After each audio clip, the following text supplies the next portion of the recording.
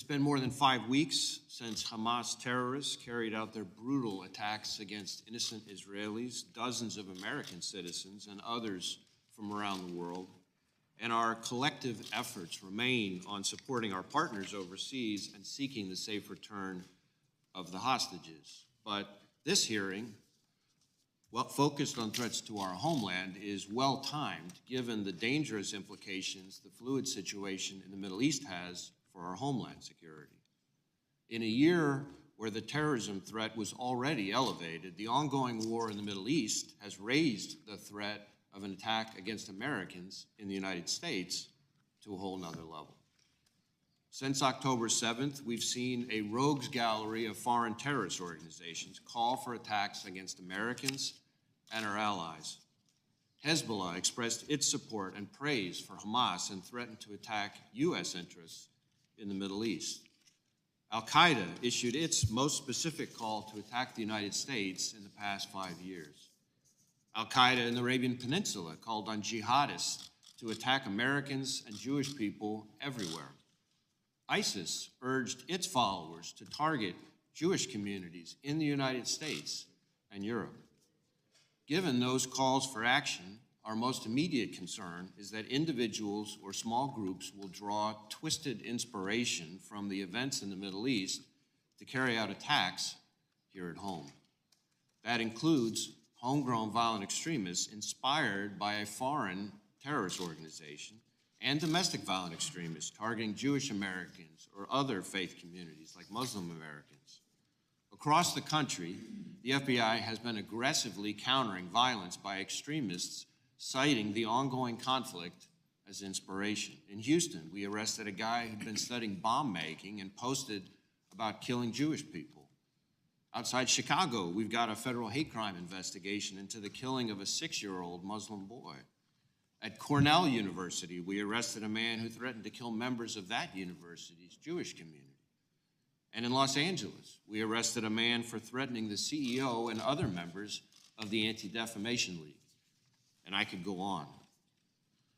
On top of the so-called lone actor threat, we cannot and do not discount the possibility that Hamas or another foreign terrorist organization may exploit the current conflict to conduct attacks here on our own soil.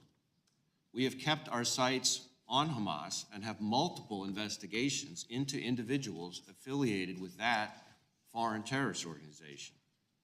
And while historically our Hamas cases have identified individuals here who are facilitating and financing terrorism overseas, we continue to scrutinize our intelligence to assess how that threat may be evolving.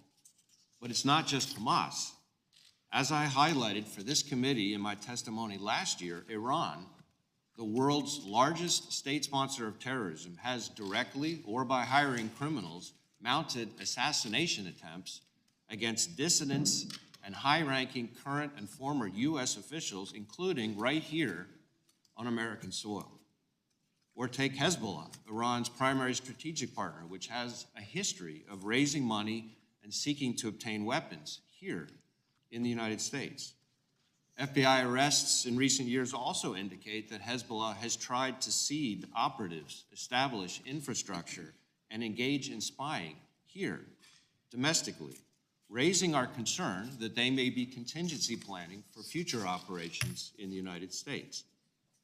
And while we are not currently tracking a specific plot, given that disturbing history, we are keeping a close eye on what impact recent events may have on those terrorist groups' intentions here in the United States and how those intentions might evolve.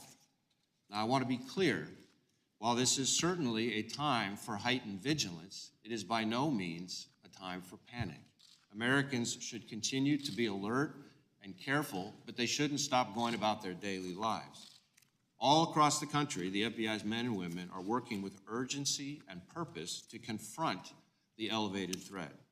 That means working closely with our federal, state, and local partners on our FBI-led joint terrorism task forces, taking an even closer look at existing investigations and canvassing sources to increase awareness across the board, and doing all we can, working with our partners to protect houses of worship here in the U.S. Bottom line, we're going to continue to do everything in our power to protect the American people and support our partners in Israel. Now, protecting Americans from the threat of terrorism is and remains our #1 priority. But as you all know, the range of threats that we battle each and every day is enormous, from cyber attacks to economic espionage to violent crime and narcotics trafficking and everything in between. The problems we tackle aren't getting any easier, but we have continued to work to outpace our adversaries. We disrupted over 40% more cyber operations last year and arrested over 60% more cyber criminals than the year before. We've got easily 2,000 active investigations across all 56 field offices into China's relentless efforts to steal our innovation and intellectual property. And over the past 2 years alone, we've seized enough fentanyl to kill 270 million Americans. That's more than 80% of all Americans. Just this month, working with our partners, FBI Boston seized nearly 8 million doses of fentanyl and methamphetamine-laced pills and powder, including nearly 20 pounds of fentanyl-laced pills that had been pressed to look like heart-shaped candy.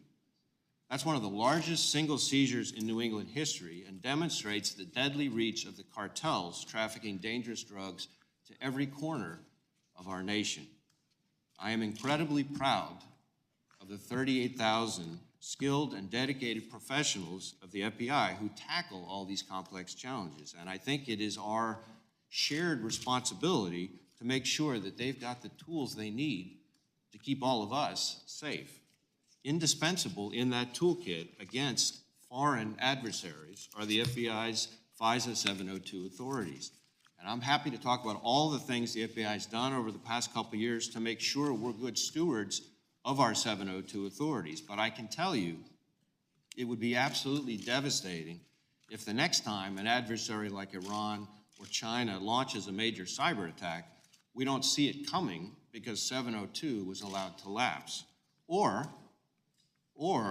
with the fast-moving situation in the Middle East, just imagine if some foreign terrorist organization overseas shifts its intentions and directs an operative here who'd been contingency planning to carry out an attack in our own backyard. And imagine if we're not able to disrupt that threat because the FBI's 702 authorities have been so watered down.